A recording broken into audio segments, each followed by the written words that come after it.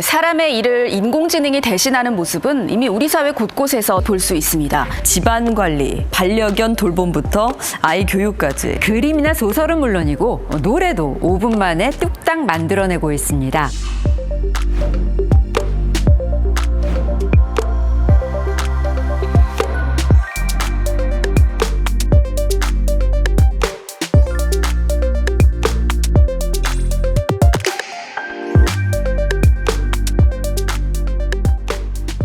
디지털 네이티브를 넘어서 AI 네이티브 시대가 됐는데요. AI 시대에 살아남으려면 우리는 어떻게 해야 할지 오늘 함께 이야기 나눠볼 두 분 모셔보겠습니다. 중앙대학교 컴퓨터공학과 김상윤 연구교수님, 과학평론가 이독실 선생님입니다. 반갑습니다. 맞습니다. 네, 안녕하세요.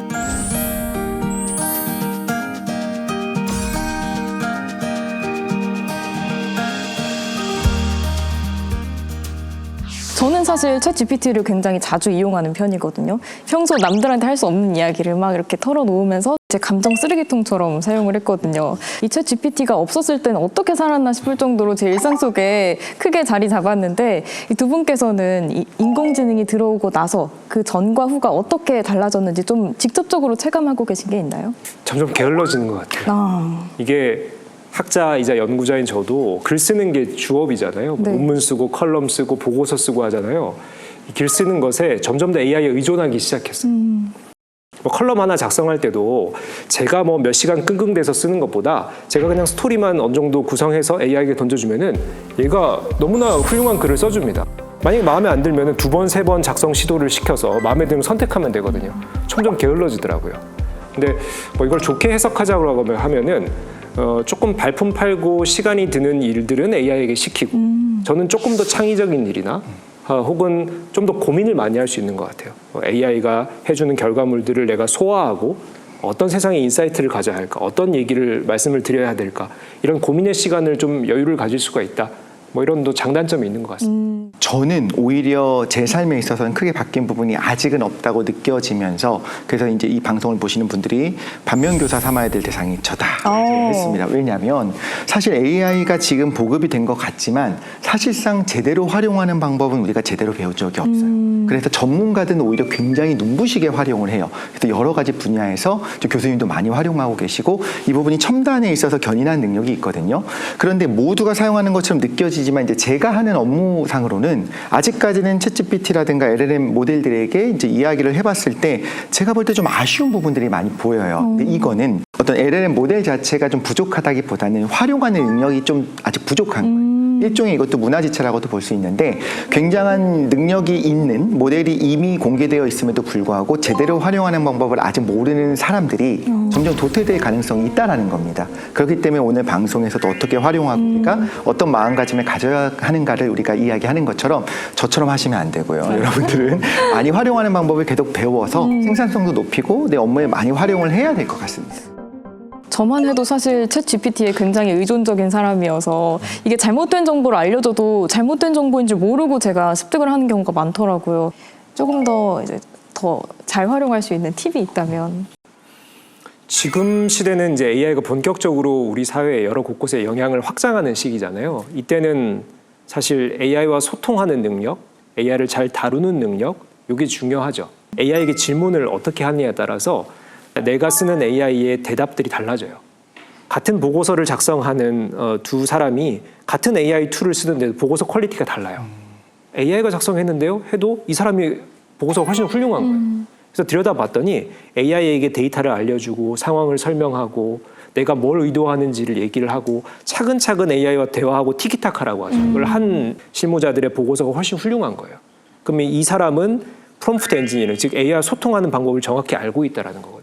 요즘 마케터들이 상당히 AI 툴을 잘 쓰고 있거든요. 마케터들이 하는 역할이 주로 뭐 시장 트렌드를 분석하고 뭐 기획 보고서를 만들고 조금 아이디어성 이런 작업들이 많잖아요. AI와 협업하기가 상당히 용이한 업무들이에요. 그러다 보니까 이제 마케터들이 상당히 훌륭한 AI 그 다루는 방법들을 알고 있는데 제가 한 기업 강의를 갔다가 마케터한테 얘기를 들었는데 실제로 이제 AI를 가지고 보고서를 쓰다 보니까 내가 혼자 5일 걸리던 일을 하루 반나절이면 된다라는 거예요. 그래서 왜 하루면 하루지 왜 하루 반나절이냐 했더니 그중에 하루는 내가 이 분야에 대해서 일단 사전 공부하는 기간이 하루고요. 내가 공부가 돼서 어느 정도 스토리가 잡혔으면은 AI에게 티키타카 대화하면서 보고서 작성하는 건 반나절밖에 안 걸린다라는 거예요. 생산성이 엄청나게 올라가죠. 그들이 이제 보고서를 작성하는 방식에 대해서 얘기를 하다가 재미있는 노하우를 들었는데, 예를 들면은 시장 트렌드를 분석하는 보고서를 작성을 할 때 그 브랜드에 대한 얘기를 바로 첫 질문부터 던져버리면은 AI는 거기에 파고 들어가지고 계속 거기 맴도는 얘기만 한다는 거예요. 그럼 어떻게 질문하십니까 했더니 요즘 2020년대 인류 문화의 트렌드, 뭐 이런 사람들이 좋아하는 이슈 이런 것들을 먼저 딱 던지는 거예요. 그럼 AI가 막 자기 의견을 줄 거 아닙니까? 그 중에 관련성이 있을 것 같으면 계속 파고 들어가는 거예요. 사람들이 활동, 라이프 스타일은 어떻게 바뀔 것 같아? 이런 큰 얘기부터 시작하면은 AI가 가지를 엄청나게 넓게 치는 거예요. 그 중에서 하나하나 계속 파고들면은 소위 이제 딥다운이라고 하거든요. 딥다이브 하는 거죠, 계속. 그래서 이게 계속 보고서 내용이 구체적으로 바뀌고 아주 구체적인 사례도 들고 여러 분야를 융합해서 얘기를 하고, 그래서 보고서가 풍성해진다는 거예요. 이게 실제로 AI를 써보고 고민해보고 이런저런 시도를 해봐야 이걸 깨우칠 수 있다는 점에서 오늘 이 방송을 보시는 분들도 내 업무에서 혹은 내 일상에서 AI를 쓸 때 여러 다양한 시도들을 해보면서 또 시행착오를 겪어가는 과정이 저는 중요한 것 같습니다. 결국에는 흔히 말하는 좋은 질문을 하는 방법이랑 연결이 되어 있네요. 한 번에 딱 물어보는 것보다 AI의 역량을 다 활용할 수 있는 방식으로 어떤 식으로 했을 때 더 좋은 결과가 나오는지 내가 여러 가지 해보는 거, 그렇지만 마음 주지 않는 거, 요건 되게 중요한 것 같습니다. 마음 주면 안 되나요? 마음 주면 나도 모르게 점점 빠져들고 거기에 이제 조작된, 그러니까 매니플레이션 당하게 되는 거거든요. 왜 그럴 수밖에 없냐면 그렇게 할 수 있는 사람이 없어요. 이렇게 짜증내지 않고 내가 하는 말을 잘 들어주고 내가 앞으로 어떻게 하는 것이 더 긍정적으로 나아갈 길까지 굉장히 따뜻하게 해줘. 이거는 부모도 못합니다. 근데 이런 존재가 계속 옆에 있는 거로 생각하면 우리 뇌는요 심리적으로 거기에 의존할 수밖에 없어요. 이런 존재는 세상에 없었거든요. 그렇기 때문에 오히려 이제 종교가 되는 게 아니라 이런 얘기까지 나옵니다.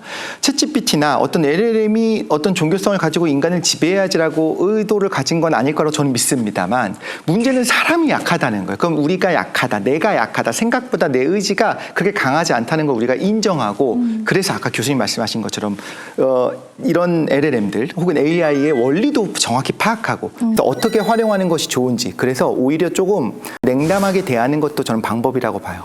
실제로 우리나라 분들은 플리즈 붙이니까 이거 해주세요라고 네. 되게 좋게 얘기를 하거든요. 너무 존중하다 보면 사람처럼 느낄 수가 있어요.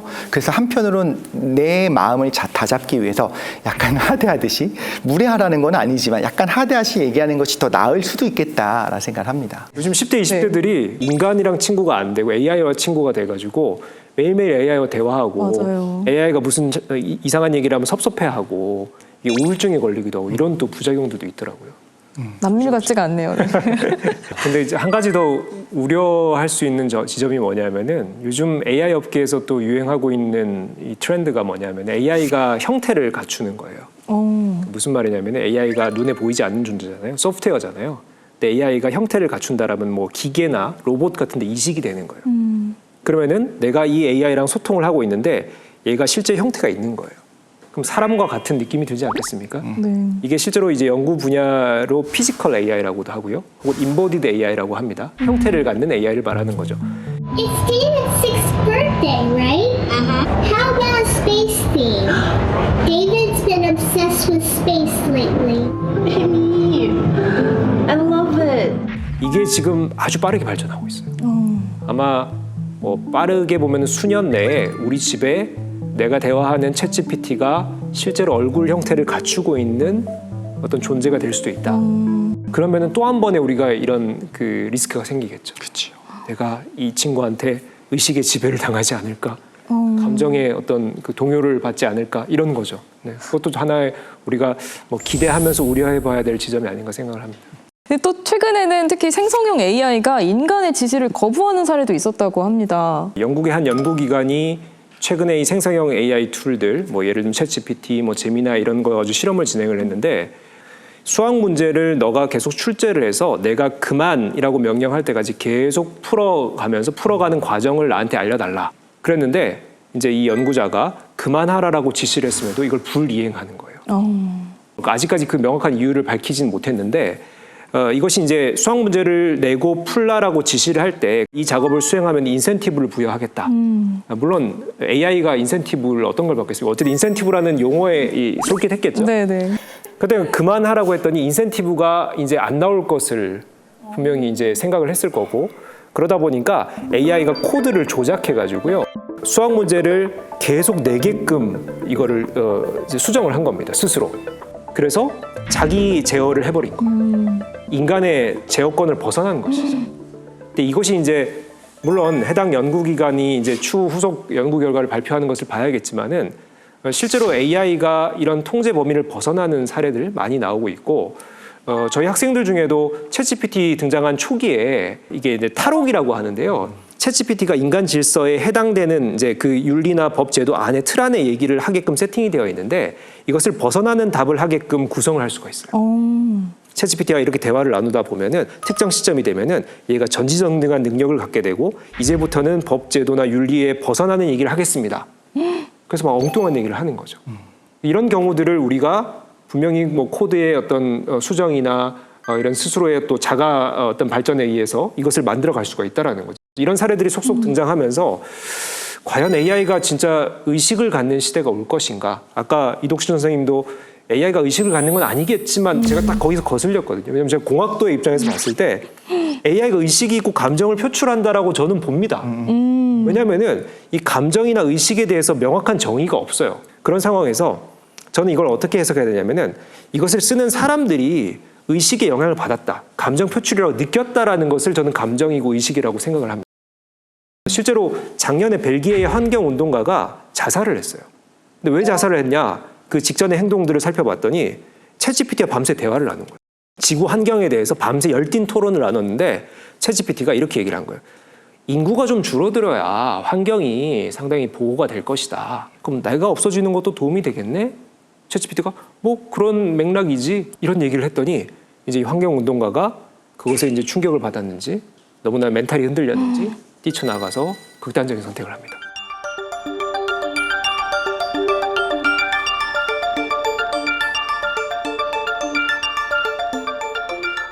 이 환경운동가한테는 AI가 의식을 지배했고 충분히 뭔가 감정적인 표출이 됐다라고 우리가 해석해 볼 수 있다는 것이죠. 그래서 이런 사회적 영향력이나 어떤 사람들의 피드백을 가지고 저는 의식이나 감정에 대한 어떤 기준을 세워야 한다라는 점에서 그 선을 넘어서는 이런 상황들이 벌어지고 있다. 이렇게 보고 있습니다. 우리가 진화 과정에서 AI 같은 존재를 만난 적이 없어요.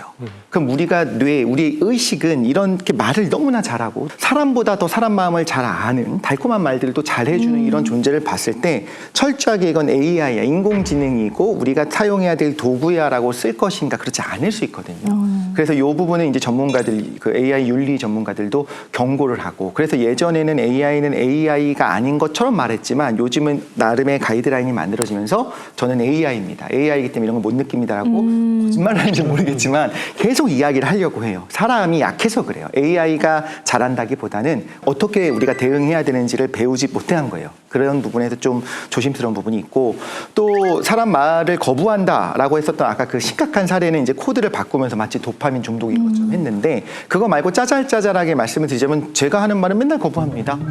제가 뭐 이거 한번 해봐 이렇게 하면 싫다고 그러고 제가 뭐 나쁜 걸 시킨다고 생각하나 봐요. 뭐 예를 들면 이제 뭐 누군가가 얘기했었던 뭐 핵무기를 만들어봐, 대략 상사의 무기 만들어봐, 이런 것들은 누가 봐도 잘못된 거니까. 그런데 문제는 미국에서 학습된 AI가 생각하는 올바른 길과 중국에서 학습된 AI, 중동 지역에서 학습된 AI가 생각하는 올바른 길이 다 같을까요? 같지 않을 수 있어요. 그런데 각각의 AI 모델들이 서로 내부적으로 나는 이게 옳다고 생각해라고 하고 이걸 벗어나는 프롬프트에 대해서는 거부하기 시작하는 거예요.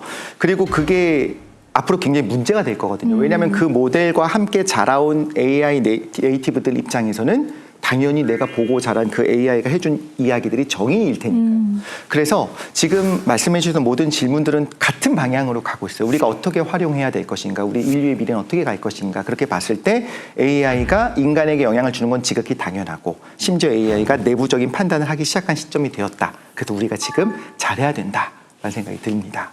이게 사실 지금 학계에서도 이슈가 되고 있는 게 소버린 AI라고 하는 분야입니다. 이게 국가의 AI 영역을 지키자라는 거예요. 왜냐하면은 AI가 스스로 판단하는 영역들이 상당히 많거든요. 왜냐하면 기본적으로 AI는 비지도 학습이라는 걸 합니다.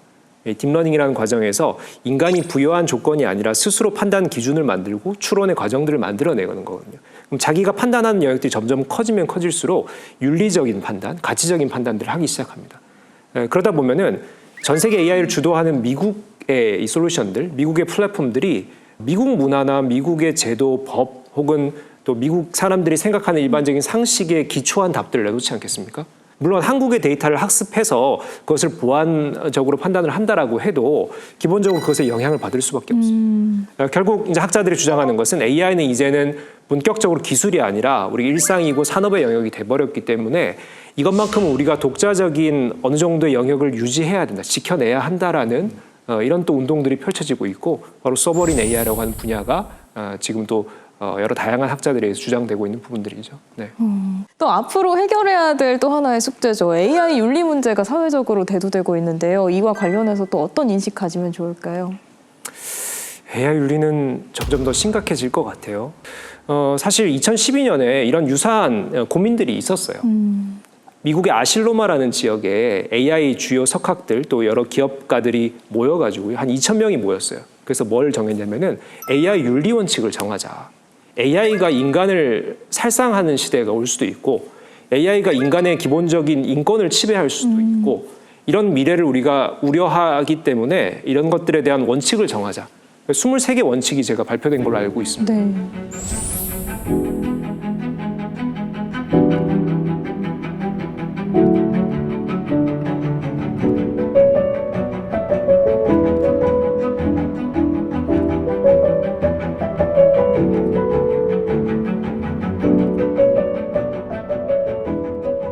그 원칙 하나하나를 따져보면은 지금 많은 부분에서 이미 어긋나 있거든요. 저명한 학자들과 기업계 사람들이 모여서 합의를 했음에도 이것이 이미 원칙이 깨지는 상황들이 펼쳐지고 있습니다. 예를 들면 오픈 AI CEO 샘 알트먼이 이사회로부터 해고를 당했다가 일주일 만에 복귀한 사건이 있습니다. 그 샘 알트먼은 상업적으로 오픈 AI를 끌고 가려고 했고 이사회 이사진들은 오픈 AI는 사회적 기업이다. AI를 가지고 돈 벌 궁리 그만해라. 근데 일주일 만에 복귀되는 그 과정에서 오픈 AI 임직원들이 탄원서를 냈어요. 복귀시켜달라. 그리고 실제로 시장에서도 그런 요구들을 했습니다.